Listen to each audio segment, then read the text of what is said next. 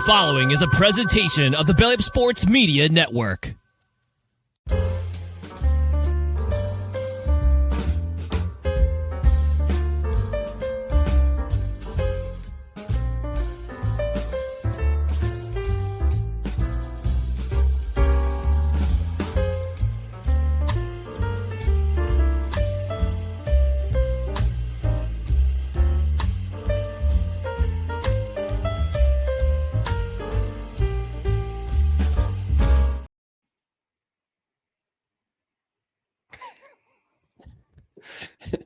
Any sitcom freeze frame. I was doing the snare stick tap, but you know the little tap on the side, how they do the that to get that sound. But then I switched to the cymbal because I was like, nobody's gonna be able to see the. I thought you were going with the hi hat. Oh yeah, well that I usually go with the hi hat. I usually change it up, but because you always get the crash, you always get the nice little, in there. That's right, we do. Well, welcome to the Saturday brunch edition of No Credentials Required, where you don't need a press pass to talk sports. We are proudly presented by Belly Up Sports. My name is Ryan McCarthy. I'm one of your hosts. And to my right is a man who is drinking a ton of coffee this morning because, unfortunately, Game 2 of the Stanley Cup Final did not go the Edmonton Oilers' way. But we're going to talk about that later. Dustin Henry. Dustin, how are we doing this morning? I'm doing all right. I just wish that the game had gone another way, obviously, last night. And also a little glimpse into my personal life or lack thereof, depending on how you view it. I am feverishly trying to get my hands on a Nintendo Switch 2. I've got a website that'll let me know when they're in stock again, and it refreshes every minute.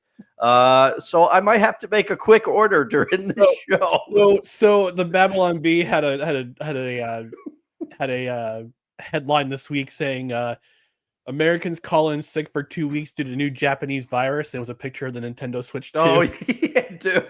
Will you be one of those? Will you be one of those workers who calls in sick for 2 weeks because you got this strange Japanese virus? No. I've never called in. I've never called in for a console launch. Now I did get sent home one time. I did get sent home because when the PS4 launched, my boss was nice enough. He basically helped me pay it off as a surprise because you had to put down a deposit, and I went to pick it up, and it's like, it's been paid for.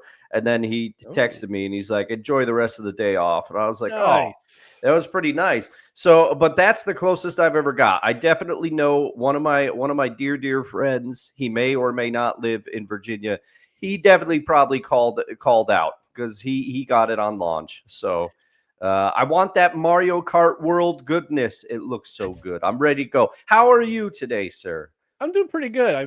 I got up early this morning because I've been taking care of other people's pets for the last week. Today was the last day, so thankfully I don't have to do it anymore. I can sleep in-ish. I can sleep in sorta tomorrow morning if my cat there you go. Tag along the show mascot doesn't wake me up 3 times in the middle of the night, jumping up in my face and yelling at me. But I was coming back. I got a funny story though. I was coming back from said friend's house, and actually stopped at CVS first for some shaving cream because I had to do the old dome this morning. And I was stopped at my usual sandwich place, Russell's, which is shout out to Russell, my my sandwich guy. I usually stop there on Saturdays unless he's out of town for my breakfast sandwich. I decided to get some coffee this morning, so. In my Jets mug. And I walk in, fixing my coffee. I see a guy. I see 2 guys. One guy has a Jets hat on. The other guy has a Jets shirt on. So I'm getting my coffee and I'm walking towards the register because Russell's already got my order taken care of. He's got it on the griddle. I'm looking at my mug, looking at the guys, one of the guys looking at his hat, looking at my mug, looking at the guy's shirt, making sure they notice. I'm just looking down, looking up, looking down, looking up, and I go, boy, we're not really hiding our fandom this morning, are we? We proceed to go into a conversation about football, which is kind of a nice warm up to what we're going to talk about today. But won't be about the Jets, won't be about football. Football's in the back burner. Although we did have some news yesterday, but we won't discuss it. We'll save it till Friday. We'll save it till Tuesday because we're saving that till Tuesday. You got the show nice and condensed, because of the sticky YouTube retention. But before we get into this episode, we're going to bring in our boy of summer, Kevin Wilson, talk about baseball in Miami because of what happened this week with the Marlins and the Rockies. We're talking about Stanley Cup. First 2 games of the Stanley Cup. Spoiler alert, this may be some of the greatest hockey you've ever seen. I'm not being hyperbolic. This is legitimately some of the best hockey you'll ever watch. The game was a classic. Both games were classic. Yes. Both games were. Yes. We're also going to do hot food takes. We're going to do our picnic side dish battle, and we'll reveal our favorite athletes to wear the number 41. But before we do that, got to take care of some business here. Got to let the people know to follow us on social media: Facebook, Twitter, Instagram, YouTube. Just type in "no credentials required." Hit that like button. Hit that subscribe button. Also, check out our other podcasts and articles at bellyupsports.com. On the podcast side, subscribe to the podcast wherever you listen to podcasts, including Apple Podcasts, Spotify, Spreaker, Amazon Music, iHeart, TuneIn, and Pandora. And also, don't forget to hit that bell, ring my bell, as this guy would say, on Twitter and on YouTube. That way, you know when you're notified about when we go live, when we have show announcements, when we have show clips go up. You are properly notified. And also on the podcast side, rate, review, comment. Leave a 5-star rating. Leave a review where you can. On Spotify, leave a comment. And because we're a live show, most Tuesdays at 6:30 p.m. Eastern, and most Saturdays at 10 a.m. Eastern, and the occasional Friday happy hour at 8 p.m. Eastern on certain Fridays. We want you to leave some comments in the comments section. Also, if you're watching this on the YouTube channel, on the Belly Up Sports YouTube channel, later, leave us a comment about baseball, about Stanley Cup Final, about your favorite hot picnic side dish, or your favorite number 41, favorite athlete to wear the number 41. And Dustin, I know we're both a little tired, we're both a little groggy this morning, but this tune, when it's this time of day, that always seems to pick us up. I'm always perked up for chime time. Yeah, you are.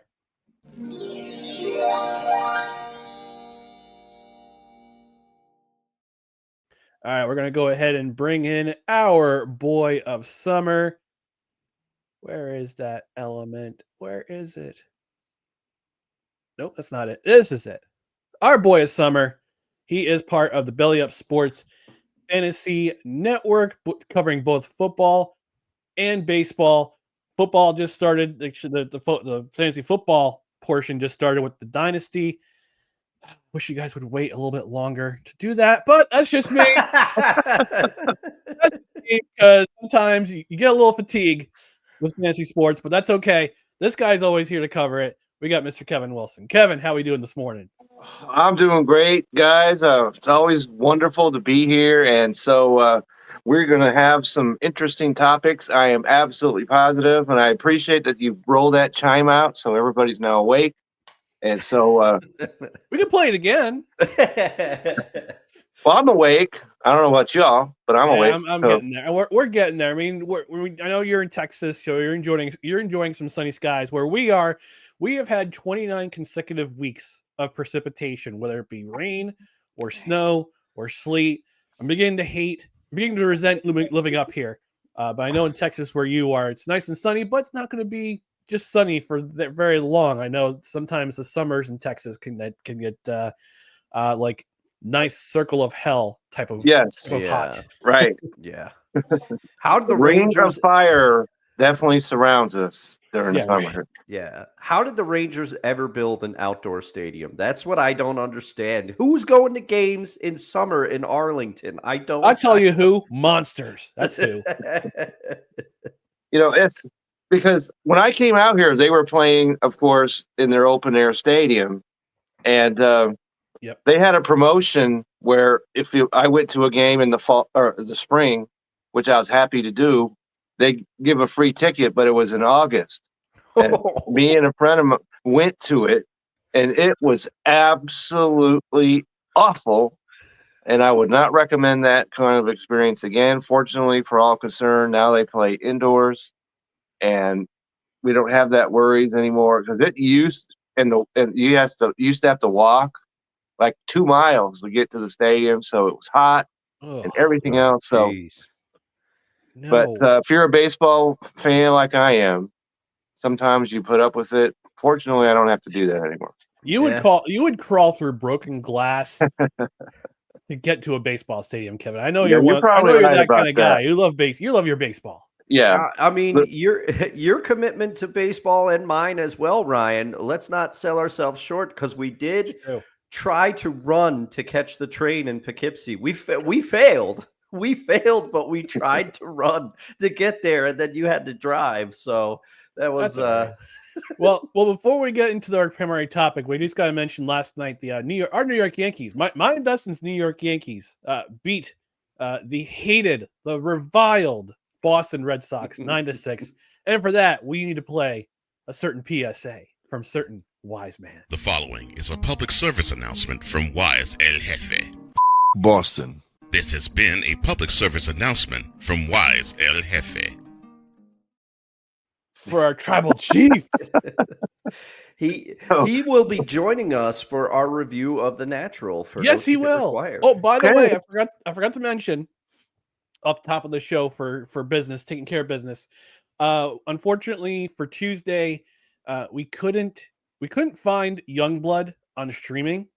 That's some hockey movie with Rob Lowe, Patrick Swayze, like 20 and 30-year-old guys playing like 17, 16, 17, 18-year-old men. You could put it in Slapshot instead. Well, actually, Dustin and I discussed this yesterday. We're actually going to review Mystery Alaska on Tuesday with Russell Crowe, Burt Reynolds, Mary McCormick, some other people who you may be familiar with, but you can't name off the top of your head. But you always say, "Hey, I know that guy." Yeah. Where's he from? Where's he from?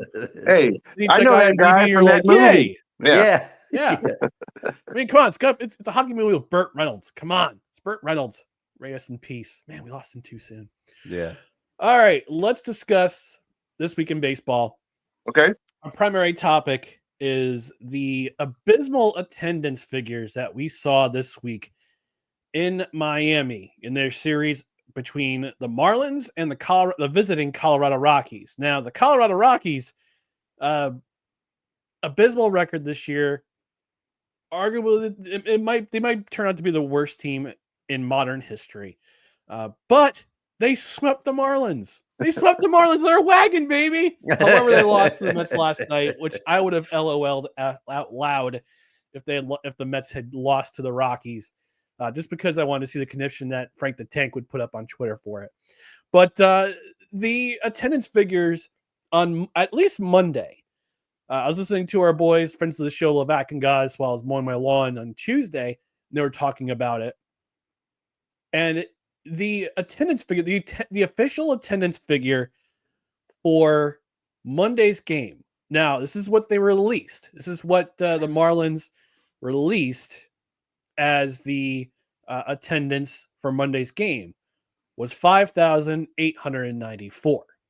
However, if you do a Google search for Marlins Rockies Monday game, you're going to see a picture that looks starkly different than the official attendance figure released by the Miami Marlins. And it looked like I'm sorry. This is before Uncle Melvin showed up, because if I say the word, it'll have the whole title below in the and it'll be a little disclaimer. I don't know if YouTube does that anymore or Spotify does that anymore. If you say a certain word, they'll put it in the disclaimer below. But I'll just say before Uncle Melvin, those figures while Uncle Melvin showed up, basically. Mm-hmm. But it looked sparser than 2020 and 2021. So I want to talk about this, Kevin, because this has been on my mind pretty much since, I'd say, probably the 98 season. Been on my mind for almost 30 years. What the hell is Major League Baseball doing in Miami? And why? And is this an indication that that Major League Baseball is officially starting to die in Miami? Well, I don't know if it ever woke up down there. Seriously, I just heard. Yeah, I heard Mrs. Wilson chuckling in the back. That's a Hall of Fame show moment right there. That's a clip right there. That's a bumper. You know, the interesting thing about this is that the Miami Marlins remain the only team that has never won their division, never, and has 2 World Series championships. That disturbs I didn't me know even that. more. You just blew my mind, Kevin. Yeah, they've never won a division title in their history. They're probably, I'd have to do some research, but I would highly believe that they're the only team that's never won their division ever. Wow. No, they have no, you're right. They have no division titles. Period. That's right. And they got in on the wild card, and that's when they won against Cleveland, and then they won against your Yankees, and what was that, 2004? We don't talk about that, Kevin. Okay, I'm done with that. Okay. It's still sore. Yeah. But every time that they've done that, they tore the team completely apart, Yes. right down to the bolts, and then wondered why nobody showed up. If they had had some successful seasons after like the World Series, we probably wouldn't be in this right now. Mm-mm. But their fans, what may have been fans, they totally understand, and they've seen it right. Giancarlo Stanton is playing for the New York Yankees right now because he hit 50 home runs for the Marlins, and they're like, well, we can't have this. So they shipped him off to New York. So if you're in Miami, why in the world would you want to support something like that? Yeah, you know that anytime there's a big star that they're going to leave. I mean, Dontrell Willis, he was as good as anybody for a couple of seasons before he got hurt, but they let him go. Giancarlo Stanton, they've let go of any star that they've had. They let him go. Even Jazz Chisholm. Yeah, Jazz Chisholm's gone. Right now. Yeah, both of those guys are up on your Yankees. Yep. Why? Because the Marlins sold them, and they had a Hall of Fame first baseman, third baseman that they sent to Detroit, right? So, yeah, I forgot he was on. Cabrera was a Marlin. Cabrera, yeah. And so this has just been going on since and amazingly, they actually got to the playoffs a couple of years ago, 2020 and 2023, right? Incredibly, but as soon as they get to the playoffs, even if they just get it and lose, they're shipping players out already. And so it's a bad mix down there because, Miami, they're into the Heat, they're into the Dolphins, and right now they're into the Panthers, even though I have no idea where surprise Florida is compared to Miami. I have no clue on that one. And so you've got all this going on, and you got the beach and everything else. They don't care about baseball, even though from what I understand, that stadium's really a nice stadium. I've never been down to Miami, so I can't say from practical experience, but it's got a roof, so you don't have to worry about it being 98 degrees with 93% humidity. You can go to a game and be comfortable, unlike what Tampa's going to have to go through this year. And it's not a trash stadium like Tampa had been playing in for the last, 30, whatever it is, years, even before the hurricane trashed it. And so Miami should be able to support a baseball team, but based on it, just because they know they're going to sell off everybody. And this past week, you have the Colorado Rockies roll in there. Who could have imagined that the two worst teams in baseball in the National League wouldn't have any fans come out to see them? So, in the first game that you mentioned, Ryan, they were up 4-1 in the second inning of that game. Then what and happened? It all slid off the mountainside after that. And everything should have been in their favor. Rockies were throwing pitchers out there with 6+ ERAs. And on the second game, Sandy Alcantara, who has been absolutely brutal. And Vince and I have talked about him. You don't want him on your fantasy team anywhere near your fantasy team. And he went out there and pitched 6 innings. I would add until the trade deadline. You think they're going to ship? There's no team that's going to want him that's going to mean anything. No, he's going to go somewhere. Maybe somebody will go. He'll go somewhere. But let me go on record right now. Keep Sandy Alcantara far away from your fantasy team. Doesn't matter if he gets traded or not. I want nothing whatever to do with it. Do you think? I mean, There's been rumblings. I mean, maybe something's going on with him. Maybe he's hurt. Maybe he's got like a Bryce Miller situation, something. I mean, who knows? Who knows? But Ryan, the thing that mystifies me about Miami's attendance, and I get it, it's Miami. There's a lot more to do. Kevin just laid it out. They love the heat. They got the beaches. They got everything. But Colorado's bad too. And you could argue that Colorado does what the Marlins do to a lesser degree. Yet you go to a game at Coors, it's packed from what I hear. Dustin, I've got it right here. They get 27,000. They average 27,000. They're 16th in Major League Baseball for a team that's on pace to lose 130 games. Wow. And then you look at Miami's 30th or 28th. I'm sorry. There's only 2 teams at Worth, and they both play in minor league stadium. So Colorado fans have always supported the Rockies. It's really a miracle, and that's why they don't care up in Colorado, because they know people are going to come. Yeah, people are going to go. And that's another beautiful stadium, from what I understand. I'd love to go to a game in Colorado at some point. But I would only go to Lone Depot Park because of the all-you-can-eat through the first 7 innings. Oh, that's the Marlins. Who was that guy that you sent me? That was Suryat. Shout out Suryat. He makes great content. He's trying to do it. He actually did wind up trying to eat the. He's like, I'm still pissed at them for 1997 because they beat my Indians, because he's from Ohio. Yeah. So I'm gonna try to eat them. I'm gonna try to put them in debt by eating them out of the stadium. And he went up spending basically like the equivalent of $162. So he barely put. Yeah, I can get behind that. I could get behind that. Oh man, but go ahead. I'm just mystified. I mean, Ryan, do you know what it could be? I mean, yes, Colorado has always supported the Rockies, but they have other things to do up there. It's not as much as Miami, and I would like to go to a game at Coors, but I just don't. It's mystifying to me to see the two extremes. And yeah. Do you think it's just? I mean, maybe it's frustration with Marlins ownership. I mean, I don't know. Although, who knows? And that I have heard nice things about the stadium as well. But whenever they hit a home run and you see that abomination that I think is supposed to be a dolphin, like go around on that wheel. I can't get behind that. No, I can't do that either. It's not Bernie Brewer. For yeah. Sure. No. Because I've been to the Milwaukee Stadium and saw Bernie slide down the slide. That's awesome. Yeah, I love that.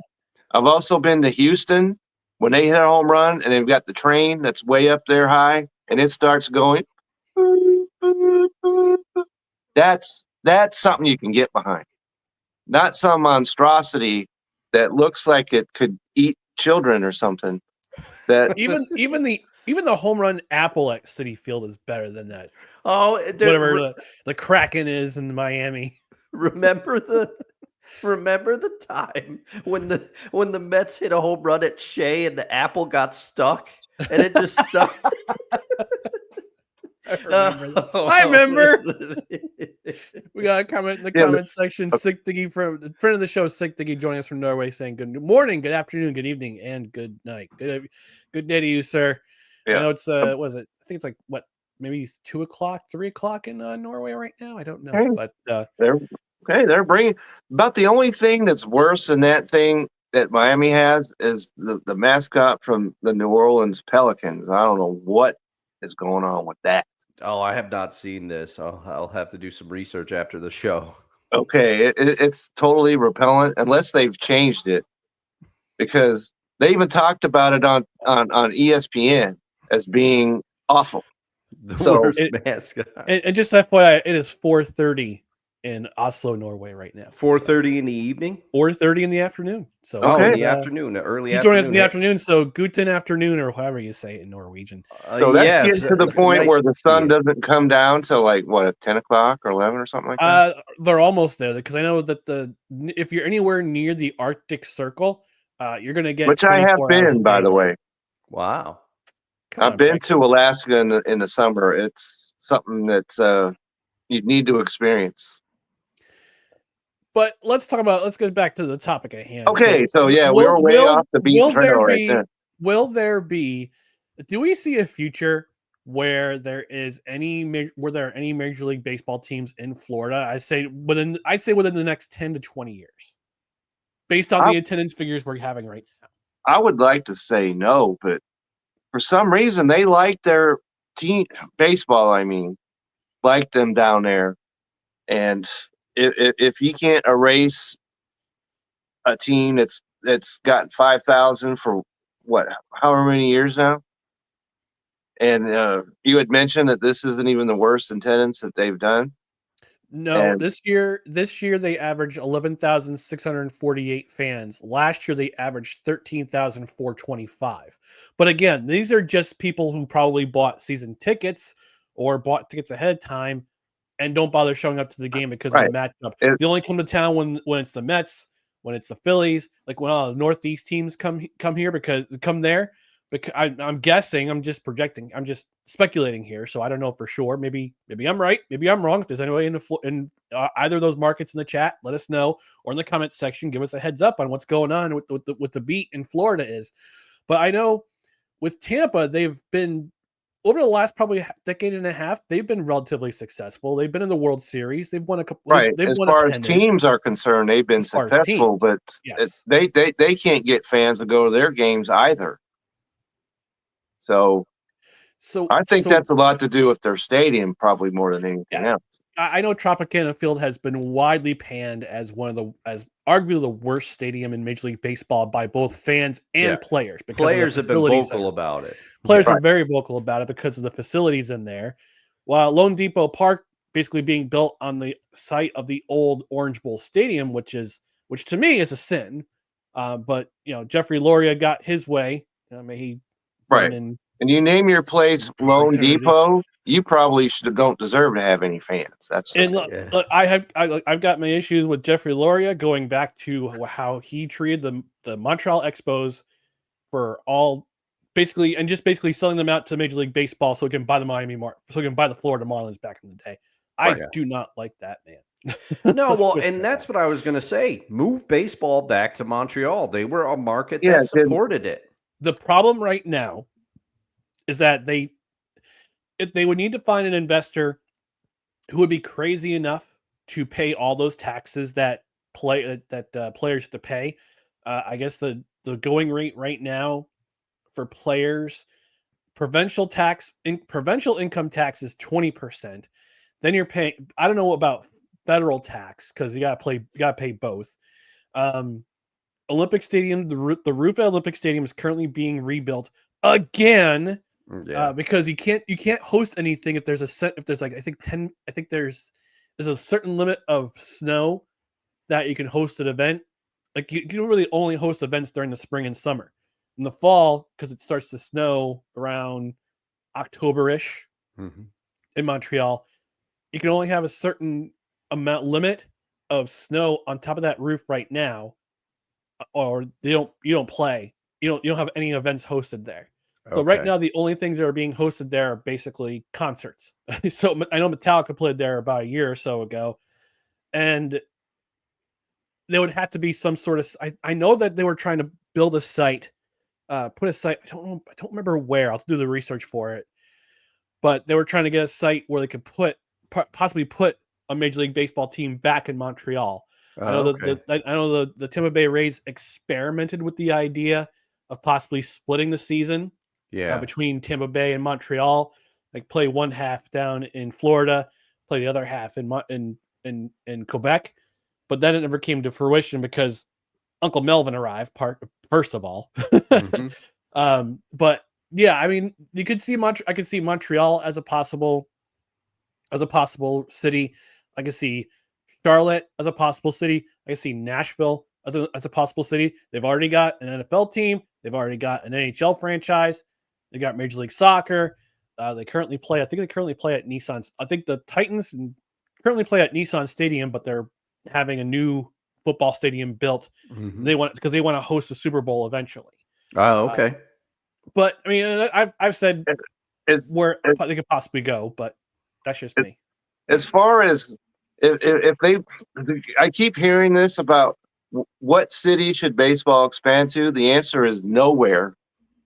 Because there are too many openings in Major League Baseball as it is. And there's a lot of players that are in Major League Baseball that don't belong, simply stated. So if they want to put teams in some cities, move them out of Florida and put them somewhere else. That's my answer to that. But don't expand. Don't put 32 teams out there or whatever, because the product is going to suffer. Are you arguing for contraction, Mr. Seelig? No. I'm not arguing for contraction. What's here is here. I'm arguing extremely against expansion. It's not enough players for that. So if you want to put some teams in places like Nashville, I think that could be supportive of baseball.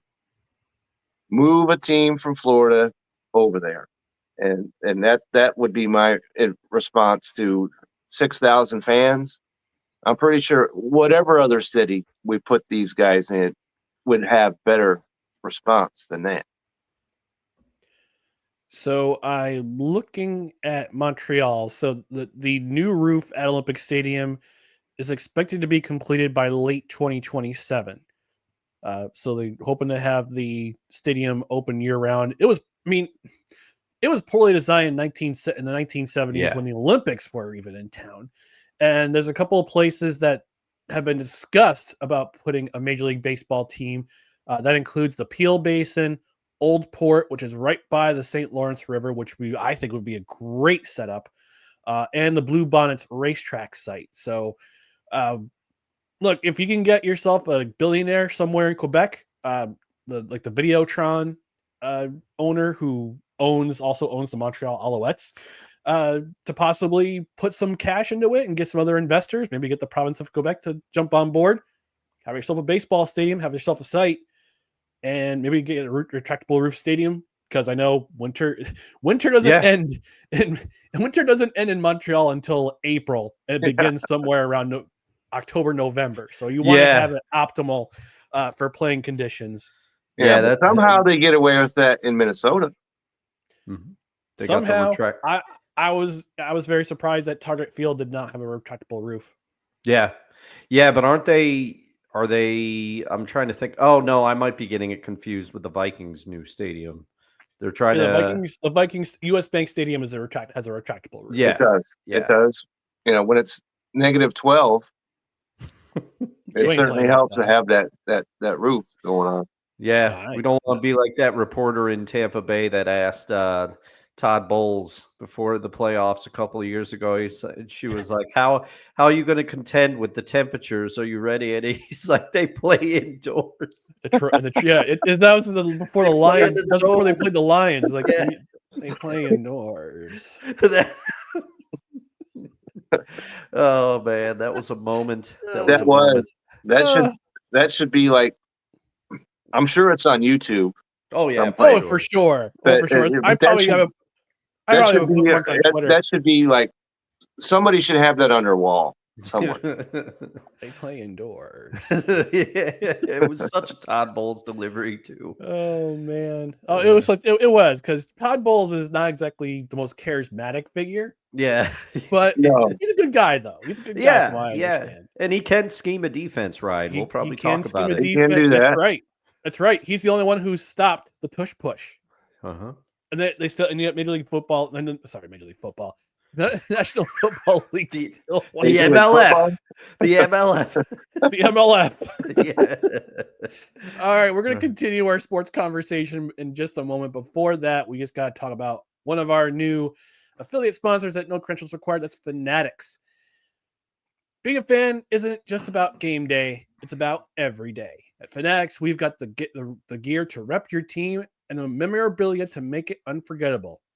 From jerseys to limited edition collectibles, from the stands to your shelf, it's all here. Fan gear, fan moments, Fanatics. And I got to reveal the shirt I'm wearing today that I ordered on Fanatics.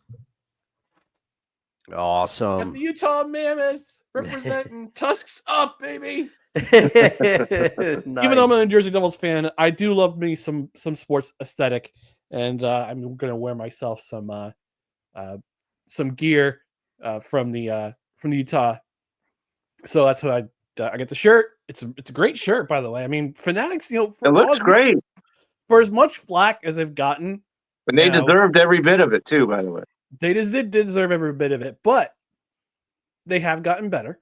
I will admit, they have good gear. I've got my New Jersey Devils shirt that I got. It's a Fanatic shirt I got in New Jersey last time I was there. Currently in my hamper, waiting to be washed. So, but this shirt is pretty nice. It's very comfortable, and I highly recommend it. But you can get this shirt, you can get my New Jersey Devils shirt, you can get any other fan gear you need at our affiliate link, which is in the description on YouTube and on the podcast side. We would love if you would order your gear, order your memorabilia, whether you wear a hat, whether you wear a t-shirt, get some shorts, get some memorabilia, other knickknacks. Please order through our affiliate link. It helps out the show every little bit. And we appreciate Fanatics for jumping on board and being our affiliate sponsor for No Credentials Required. All right, before we're about halfway through the show, so we're going to talk about the Stanley Cup Final. The summary so far, we've had 2 games, games 1 and 2. Game 1 was played Wednesday. 4-3 win by the Edmonton Oilers. And then last night, Florida Panthers struck back with a 5-4 win in double overtime. Dustin, you're the Oilers fan. How you feeling this morning about this series? Well, I mean, honestly, this is how I thought the series would go. Now, it went in reverse order because both Brent and I think you, Ryan, we all thought that Edmonton was going to drop game 1 because they were going to. Nope. Oh, you were the contrarian. I was That's the contrarian. Right. It was Brian. Okay, yes, it was and Brian, Brent, and I. In the words of Ace Ventura, man, I hate being right. Yeah, but this is what I thought would happen. I thought it would be a split. I was hoping for 2-0. I was hoping Edmonton was going to go up 2-0. And it looked like that for a while. But they just couldn't do it. But this series is shaping up exactly how we all thought it would. I think this is going to be a classic. And if you look at the shots per game, now Edmonton has outshot Florida in the first 2 games by a bit, but not by a ton. These 2 teams are pretty evenly matched. And like I said, the Panthers have the edge in goaltending because Bobrovsky has been stopping some things. I mean, no disrespect to Skinner. He's been hanging in there. But I still say, if you don't think that Bobrovsky is better than Skinner, then you need to check yourself because he is. He straight up is. But Leon Draisaitl, it's been great to see him show up for the playoffs and this series. He has been instrumental in the Oilers' success. And might I add, I'm not usually right about a lot, but I was right about Corey Perry. Corey Perry is doing he's making plays and doing veteran leadership things. He is the one that scored the goal with 7 seconds left last night to force OT. And I heard on the broadcast, they were talking about how they talked to Corey Perry, and he said exactly what I have been, thinking. He said, the team is different this year. We've got a different feel. There's a relaxation that wasn't there when things get a little hairy on the ice. It's very calm on the bench. Everybody keeps their calm. And the problem is the Panthers are very similar. We talked about how relaxed they are heading into this series. They're going and they're getting blizzards, which shout out to the Panthers for that. Who doesn't love a good blizzard?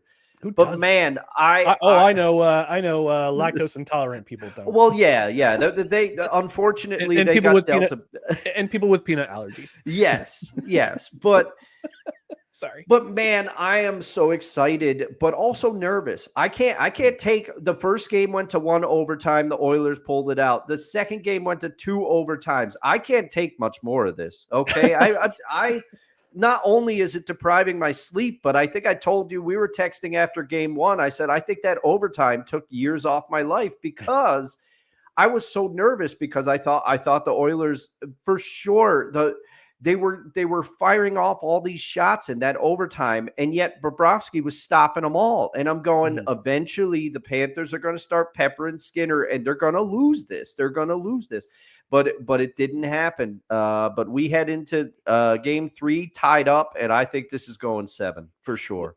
Well, you get 2 days. You get the entire weekend to rest your adrenaline, your adrenaline system, because they don't play again until Monday, and then game 4 is on Thursday.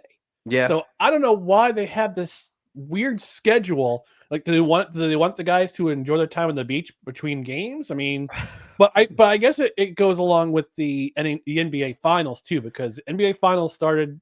Game 1 was Thursday. I think game 2 is tonight. Yes, game 2 and then should be. Game 3 isn't until Tuesday. I'll That's double right. check. I'll double That's check it. But I Ken, can let's get confirm that information. Okay.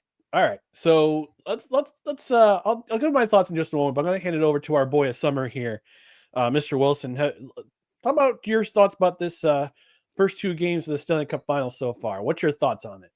Well, when I first came out here to Dallas, let me just say, I thought hockey blows. Okay. But Dare you, sir? okay, but that. I have switched that, and we have gone to Stars games, unfortunately for us, because they always let us down. But anyway, and these 2 games right here, if they can't convert you to a hockey fan, nothing ever will do that. No. Because both games went to overtime. It's only the 6th time ever. And how many Stanley Cups has there been? 100 and I don't know how many. But okay. So 132. I think this is the 132nd edition. Okay, so 6 times in NHL history. Because 1993 was the 100th anniversary of the Stanley Cup. And Okay. this is So you're bringing on the power right there with that. But so either team could have won both those games, or either team could have lost both of those games. Yes. And you mentioned about Bobrovsky. He had 46 shots come at him. And that's what separates hockey to me from like soccer. Mm-hmm. Because you go to a soccer game, how many shots on goal were there? 5. Yeah. And you just sit there and watch the ball go back and forth for 3.5 hours. I've never understood what the soccer fascination is, because they show everybody going bat crazy when they score a goal, but it's the only goal they scored in the whole game. So anyway, so off that rant. But so both of these games have been outstanding. I thought this was what was going to happen going into the series, because both of these teams are not afraid to, they put goals into the net, right? And these teams are not afraid to go on the road.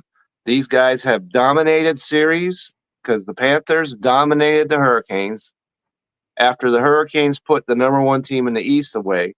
Then you had the Dallas Stars, who put the number 1 team in hockey, period, away. And except for that one third period in game 1, they thoroughly dominated the Dallas Stars, so much so that their coach is now on the side of the road saying, I'll work for food. Okay. And that has to do with how he handled Ottinger more than anything else. But it surely did not help that the Oilers swept 4 straight from Dallas. So these teams come in hot. They're both outstanding. I don't like you, Ryan. I don't understand this 4 games in or 2 games in, days between games. I kind of understand it going from Edmonton to Florida. I get that. But then you're in Florida and then they sit around for 2 days. How are you supposed to maintain momentum if you have a schedule like that?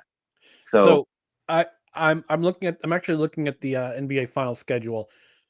Game 2 is tomorrow night. Oh, I Game thought for 3, sure it was tonight. I thought for sure it'd be tonight, but I guess ABC decided no. We're gonna play repeats of whatever hit drama for the summer is going to be tonight. But game 2 is tomorrow. Game 3 is Wednesday. Game 4 is Friday. So Yeah, it's some weird scheduling. So the NBA is doing the same thing with the 2 days off between games, which I don't understand. Yeah, That first game, and you have Tyrese Halliburton hit the shot with 0.3 seconds, and we could talk about that. I think that's Indiana's announced itself. And I grew up in Indiana, so I must support. And also because Pascal Siakam, where he went to college at New Mexico State, is my wife's alma mater. So we are all in on the Indiana Pacers here. And Oklahoma City can certainly win that series, but Indiana has shown they're here to play. But who cares about the NBA Finals? Let's talk about the NHL Stanley Cup Final. I just want to throw that in there and say, hey, Indiana, we're with you. Okay, that's it. I'm out. This program is neutral on the NBA Finals. Okay, but I was actually we have to be pro Indiana though. We have to do that. Okay. That's okay. You guys can be. I'm indifferent. But but I'm looking at the forward schedule in cases of Game 5 and a Game 6. Game 5 is on Monday the 16th.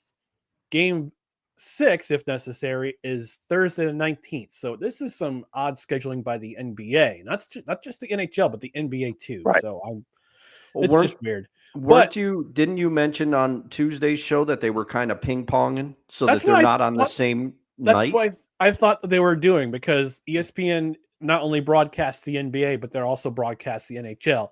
Yes. By the way, Bob Wischusen should be the number one play-by-play guy, not Sean McDonough. I can't take his voice crack anymore, man. It was cute in the beginning, but now it's just getting annoying. And Bob Wischusen should be the number one play-by-play guy, because Bob Wischusen's awesome, FYI.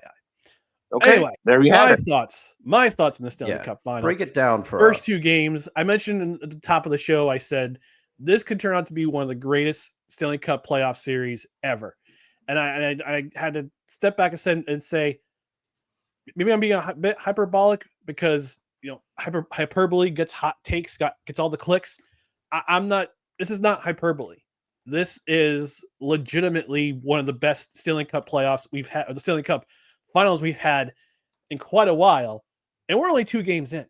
I mean, last year we saw a team rally from a 3-0 deficit to fall short by 1 goal in Game 7.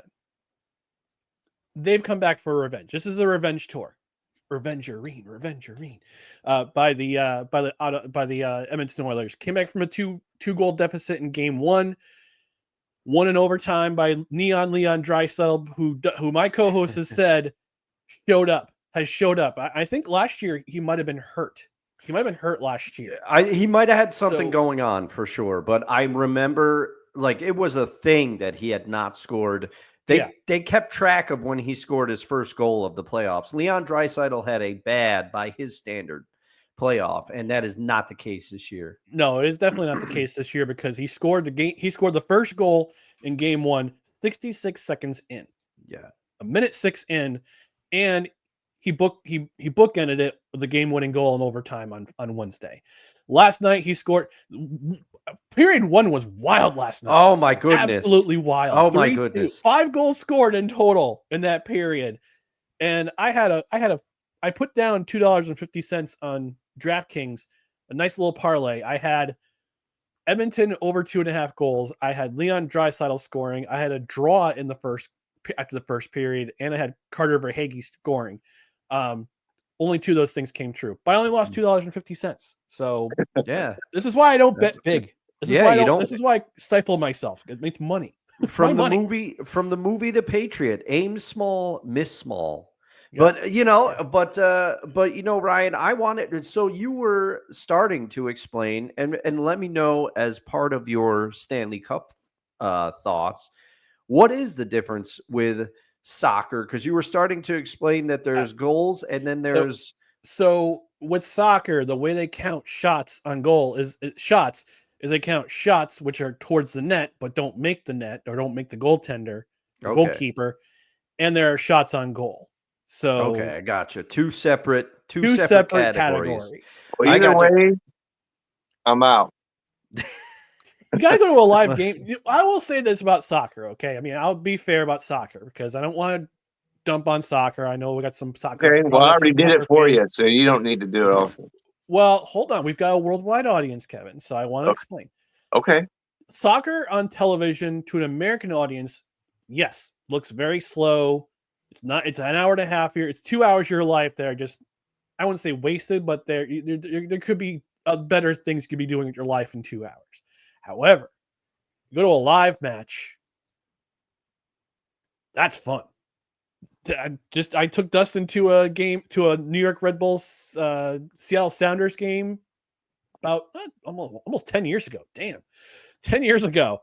We had a fun time because I had a season supporter pass for the New York Red Bulls. So it's a 2.5 hour drive to the stadium, 2.5 hour drive back. But going there and just being with the fans is a lot of fun. It's a lot of fun.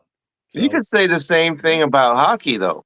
Oh yeah, true. hockey's my sitting in the favorite hockey, live. you know, and that horn goes off, man, and everybody's rocking. There's few things at a live sporting event that I've attended that rank up there like that. And all right.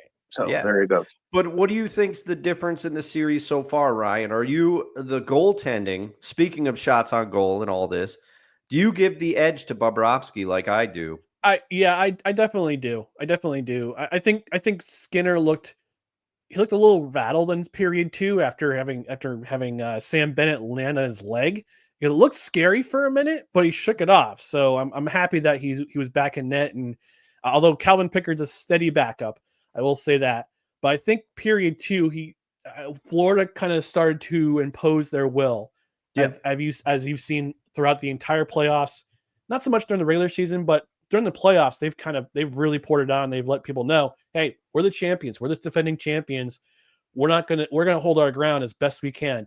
They had 2 goals in the second period. One of them a shorthanded goal by Marchand, and then the game-winning goal by Marchand, who has proved. I think he's the active leader now in game-winning goals for the Stanley Cup playoffs. So and what an acquisition by the Panthers! I was just getting ready to say that, Dustin. If you want to see how a successful team builds a team, just look at Florida.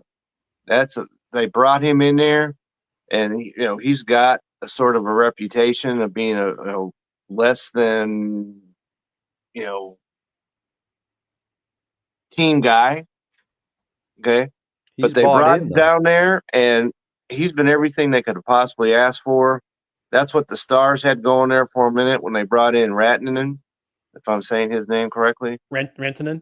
Yeah, I mean, you mentioned Marchand. You had to put a rat in that sentence. Right.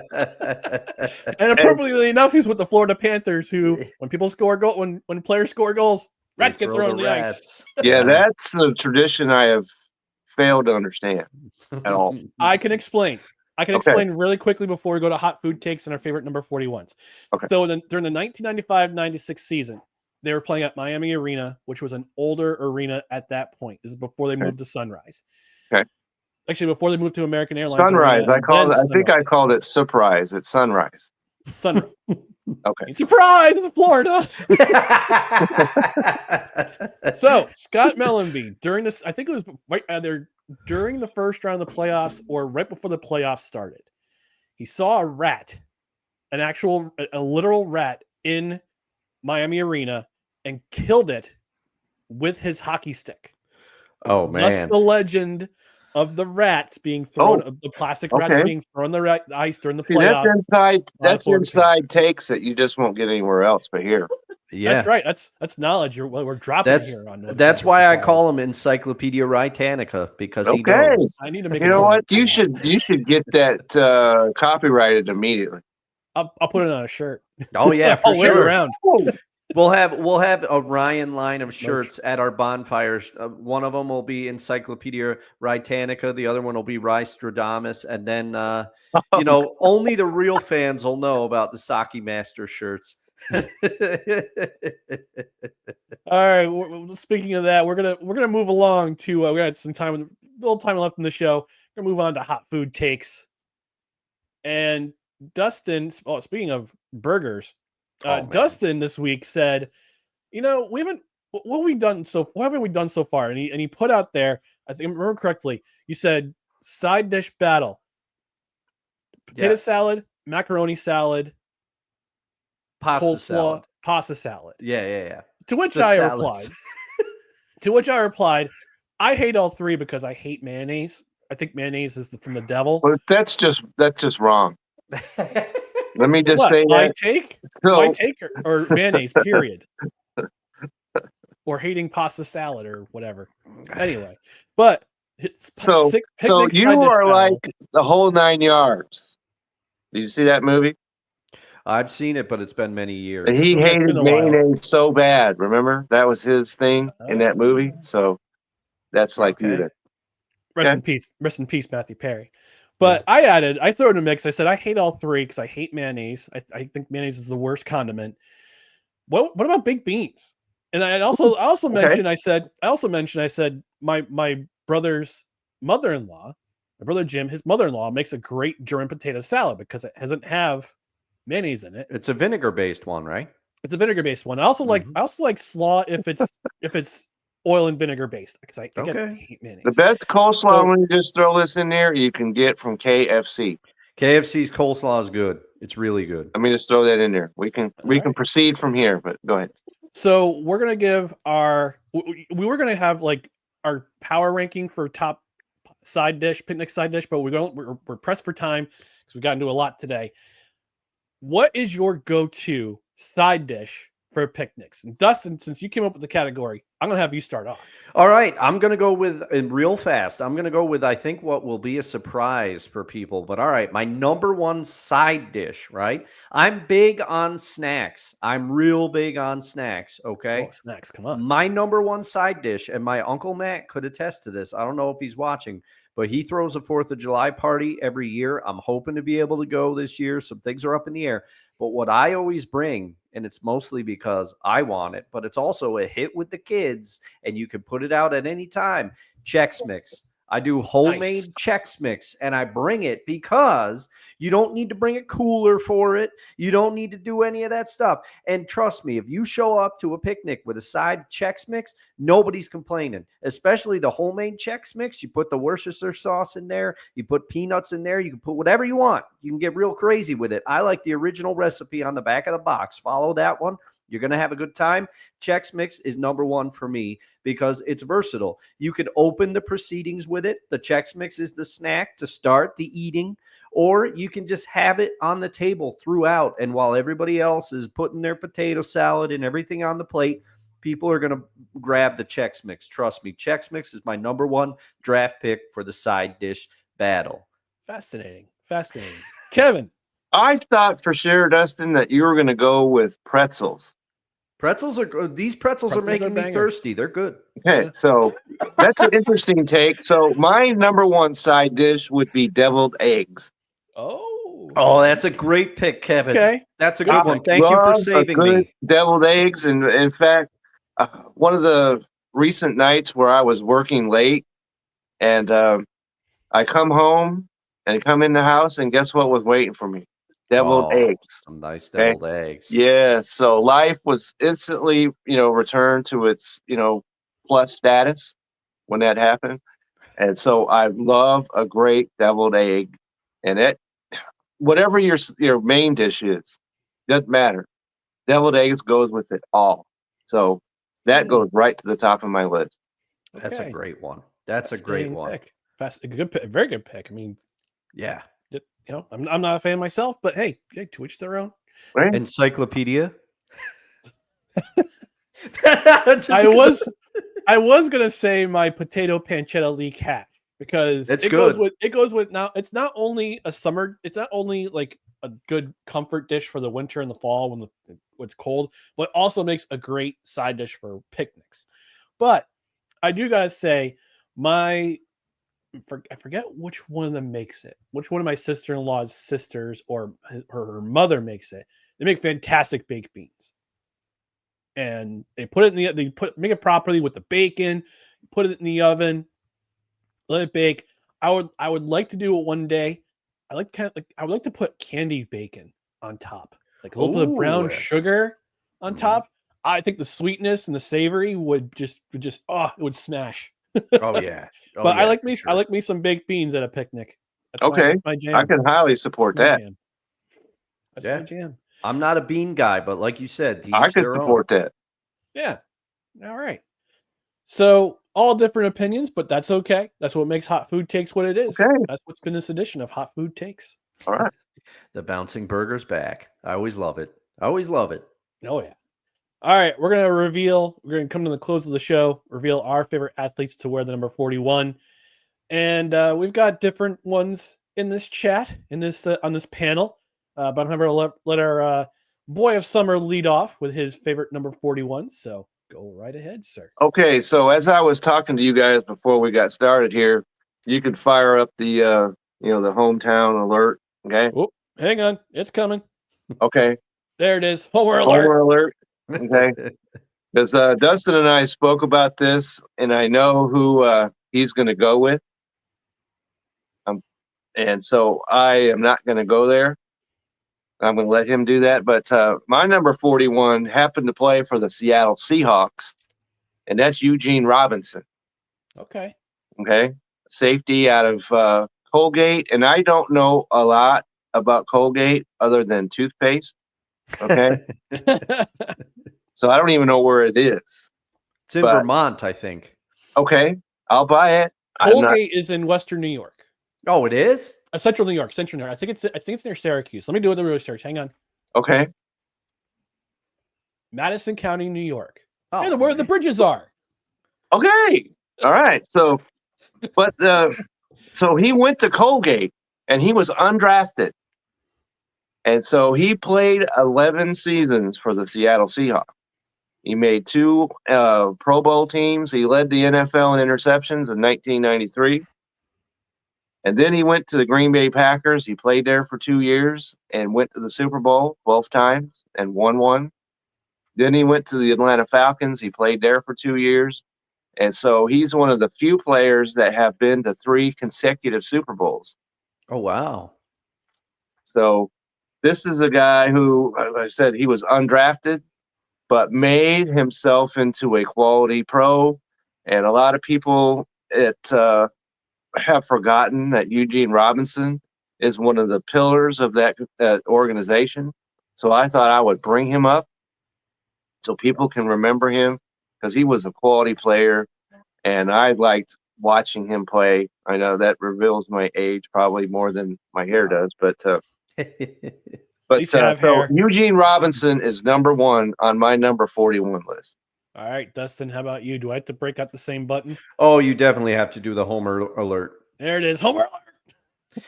This is the worst kept secret in the show, probably.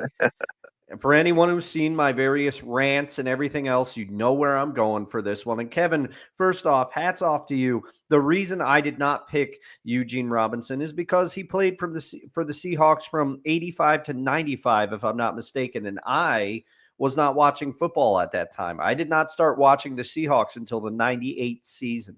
So because my dad didn't really have a football team growing up. So I didn't like, watch with him or anything like that. I got into football late. But we all know where I'm going for my number 41. There's a statue of him outside of American Airlines Arena. Dirk Nowitzki, come on. One of the greatest German exports known to man.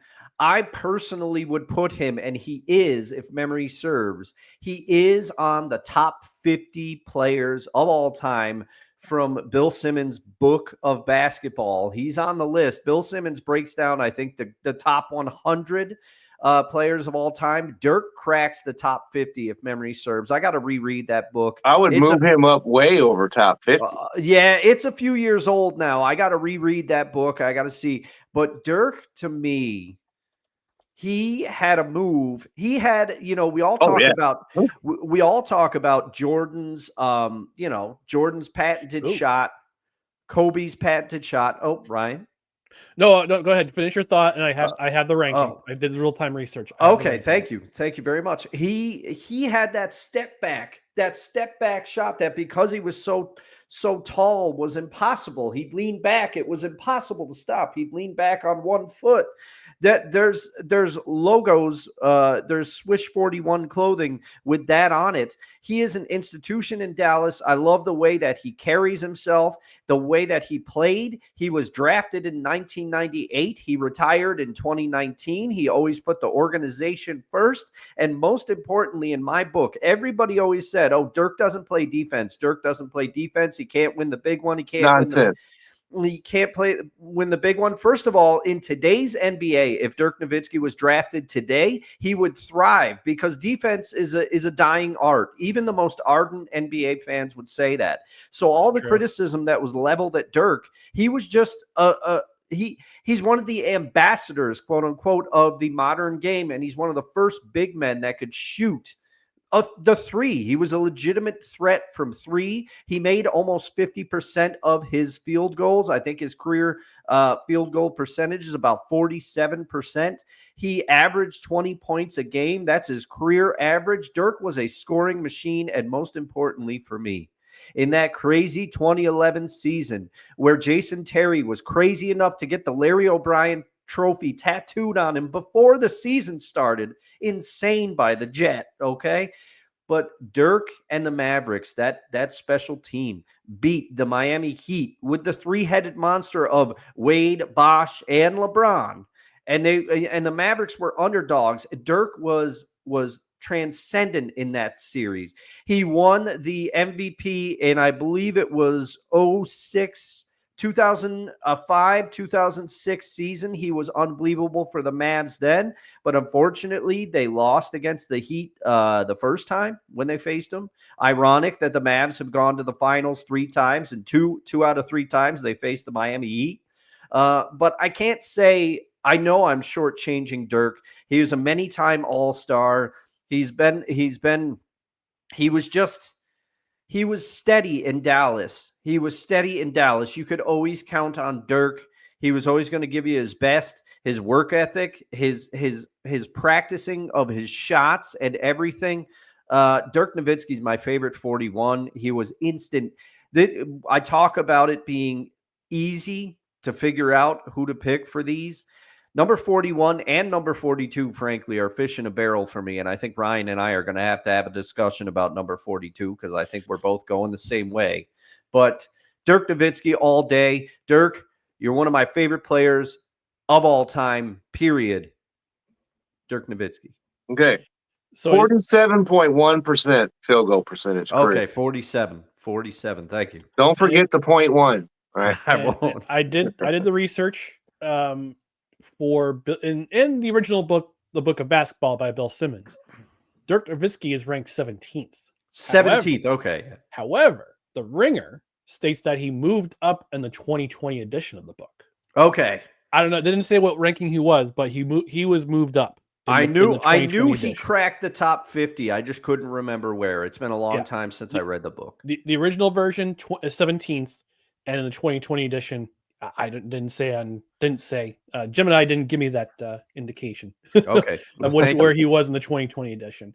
But yeah, I mean, Dirk Nowitzki is also important for the national team for Germany because he was the one who kind of stepped out into the light and like basically drug the German national team into relevancy because now you got German-born players or American-born players of German nationality, German descent, playing for Germany. Schroeder from Dennis Brooklyn Nets, Dennis Schroeder, Isaiah Hartenstein. He's American-born, but he plays for Germany. He plays on the German national team. He's one of the key contributors for the Oklahoma City Thunder this year and was part of the Knicks team. A couple that got started to rise in the ranks. We talked about that situation on Tuesday. I'm going to go quickly for my number 41. To be honest, I couldn't really think of one off the top of my head because a lot of players who wore number 41, I didn't really see growing up. Yeah. Or see that kind of, I mean, the only one that really came to mind was Josh, was it Josh Offeld? From who played for the Giants, but he retired to Ben Affelt. Played for the San Francisco Giants. I think he retired to take part in the anti-human trafficking movement. He was a good guy off the field. But I'm going to go with the modern player in a league you might not, that I pay attention to. Current favorite player, Roland Milligan from Saskatchewan. My co-host on Total Football Talk Extra, D. Willie, his Saskatchewan Roughriders. That's the team he supports. That's the team he supports because of the name. Okay. Because of the name. But there's a player on that team. His name is Roland Milligan. He plays defensive back from the University of Toledo, by way of UAB. Initially was signed by the Cowboys and free agent as a free agent. Played for the Lions, played for the Colts. Then joined Saskatchewan Roughriders as a free agent, and he's been a force in that backfield, defensive backfield, ever since.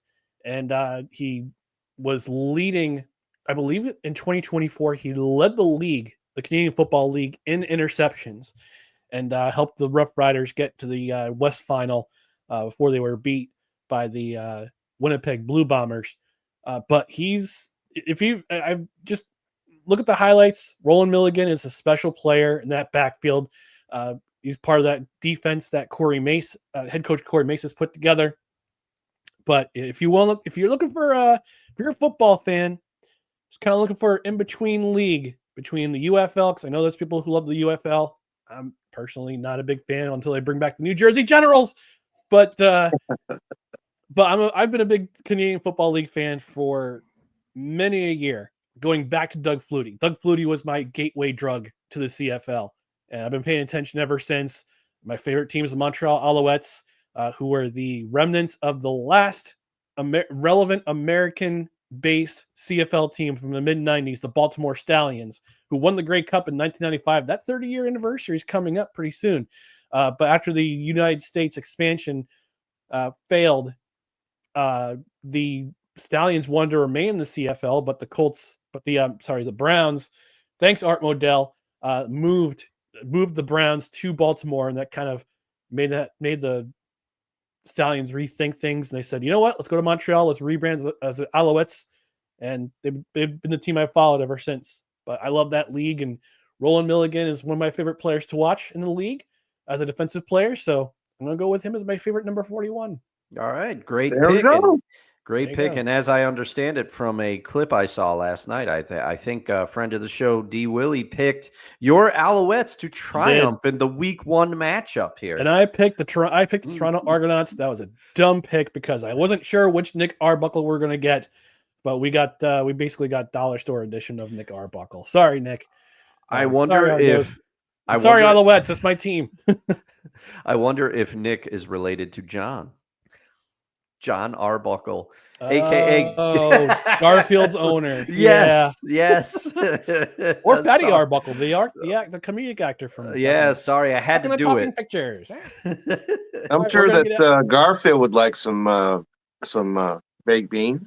Oh yeah. Nah, I think he's more of a lasagna guy. Well, he's a lasagna, of course, but we could sprinkle in some few side items with him, I'm sure. Of course. Oh yeah, he wasn't picky. All right, we're going to get out of here. But before we get out of here, we got to let our boy of summer plug his stuff. Kevin, where can people find you? Okay, so sometime this weekend, I will have my fantasy baseball weekly MVP series will be posted. So look for that on the Belly Up YouTube page. And I'll be throwing it around out there. But so we have that and have articles, of course, on the Belly Up website. And I was just informed by Vince that because normally we do our baseball show on Sunday nights, but we're going to do it Monday, 8:30 Central. He's got a special guest, which I have no idea who that is at this point. But if you're into baseball, you will certainly want to tune into that. And also on Tuesdays, this past Tuesday, we launched our Belly Up Fantasy Live football show. We are concentrating on Dynasty at the present time. And last we talked about studs and duds of rookie running backs among many other points. And I'm sure we talked about the Steelers a little bit, but that's been kicked up a notch now. We'll be talking about that, I'm sure, this next Tuesday. So there you can find me. Also on X, we're not calling it X. I remember that. No, we're calling it Twitter. We're calling it Twitter at Kevin62WILSEA. All right. And I gotta make a technicality here, because when Roland Milligan, and he currently wears number 0, but when he entered the league, he wore number 41 for a couple seasons before he switched to 0. But okay. An honorable mention Tom Seaver, There New you go. York Met pitcher, 300 win guy who has 300 wins in the Hall of Fame. We lost Which him. we'll never see again in baseball, by the way. No, with the 6-man rotation. Well, we're lucky if we see 200 win. 250. I bet. But we're going to get out of here. We're going to try to enjoy our day, even though it's raining up here in upstate New York. But before we do that, just want to let the people know to follow us on social media: Facebook, Twitter, Instagram, YouTube. Just do a search for No Credentials Required. And also check out other podcasts and articles like the ones Kevin has on bellyupsports.com. Subscribe to the podcast wherever you find podcasts, including Apple Podcasts, Spotify, Spreaker, Amazon Music, iHeart, TuneIn, and Pandora, and also on our YouTube channel. And also don't forget to hit that notification bell on Twitter and on YouTube. That way you get notified about live shows, you get notified about show announcements, you get notified about show clips, all that stuff. Hit that notification bell. Also, tell a friend about the show. We actually eclipsed the 3,500 download mark this week. Yes. So we're really happy thank you again to our podcast subscribers and to our listeners. Again, tell a friend, spread the word. We'd love to keep this audience growing and keep our legion of cred heads going as well.